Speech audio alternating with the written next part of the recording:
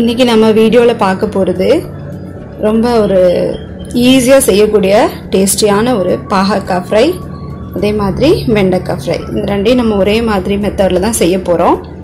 இது பாத்தீங்கன்னா இது பாகக்காய் ரொம்ப எல்லா பேருக்கும் பிடிக்காது. ஆனாலும் இந்த மாதிரி நம்ம செஞ்சோம்னா எல்லாரும் விரும்பி சாப்பிடுவாங்க. பாகக்காயை ஃபர்ஸ்ட் முழுசா இருக்கும்போது கழுவிக்கோங்க. அதுக்கப்புறம் இந்த மாதிரி ஸ்லைஸா கட் பண்ணி வச்சுக்கோங்க. அதே மாதிரி தான் வெண்டைக்காவும் முழுசா இருக்கும்போது கட் பண்ணிட்டு அதை ரெண்டா கட் பண்ணி அதில் 4 கீரலாக இந்த மாதிரி வெட்டி வச்சுக்கோங்க. இது நல்லா ட்ரையாக இருக்கணும், தண்ணி இருக்கக்கூடாது. முழுசாக இருக்கும்போதே கழுவிடுங்க, வெட்டிட்டு எதையும் கழுவ வேண்டாம். இப்போ இந்த பாகக்காயை ஒரு பாத்திரத்தில் நம்ம எடுத்து வச்சுருக்கோம். இதுக்குள்ளார பார்த்தீங்கன்னா கொஞ்சமாக மஞ்சள் பொடி, காரம் வேணுங்கிற அளவுக்கு கொஞ்சம் மிளகாத்தூள், இது கூட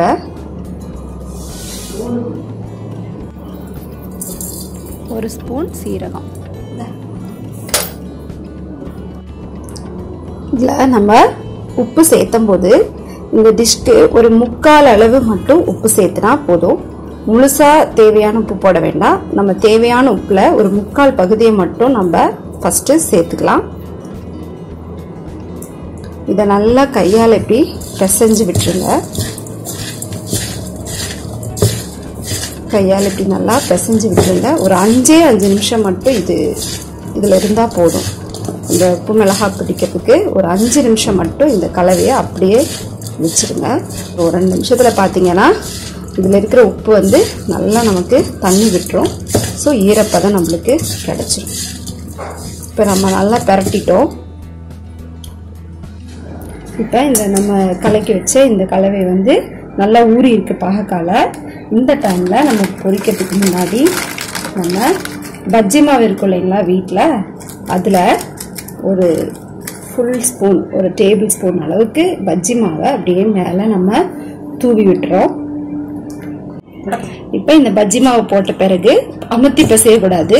லேசா இந்த மாதிரி சுற்றிலும் படுற மாதிரி ரொம்ப ட்ரையா இருக்கணும். தண்ணி பட்டுச்சுன்னா இது சரியா வராது. அதனால ட்ரையா மேல அப்படியே தூவி விட்டதை அப்படியே ஒரு கோட்டிங் வர மாதிரி பிசைஞ்சு விட்டுருங்க. அவ்வளோ. இப்போ பஜ்ஜி மாவு வீட்டில் இல்லைன்னா நீங்கள் ஒரு ஸ்பூன் கடலை மாவு, ஒரு ஸ்பூன் அரிசி மாவு போட்டு கூட இதே மாதிரி செஞ்சுக்கலாம்.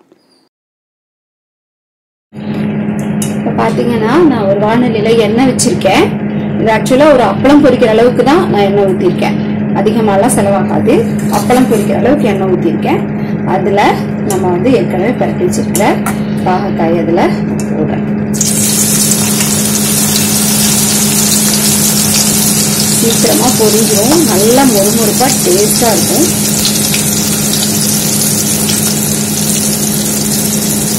எண்ணெயும் அதிகமாக இருக்காது.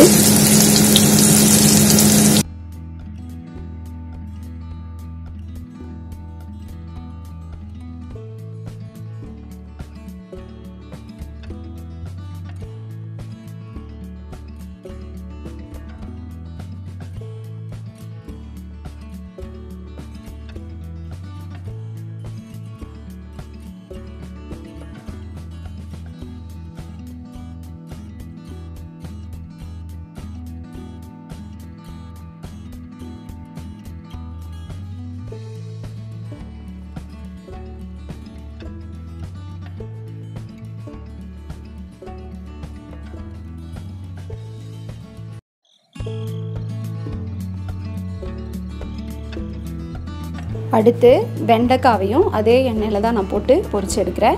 பாருங்கள், எண்ணெய் தீரவே இல்லை, கருகவும் இல்லை, அதே மாதிரி தான் இருக்குது. ஸோ அதே எண்ணெயில் நம்ம வெண்டைக்காயும் சேர்த்து பொரித்து எடுத்துடலாம்.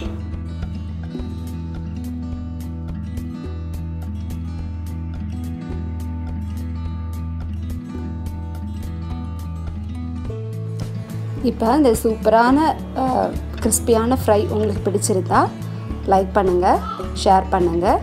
ஹாப்பி குக்கிங் சேனலுக்கு சப்ஸ்கிரைப் பண்ணுங்கள். தேங்க்யூ.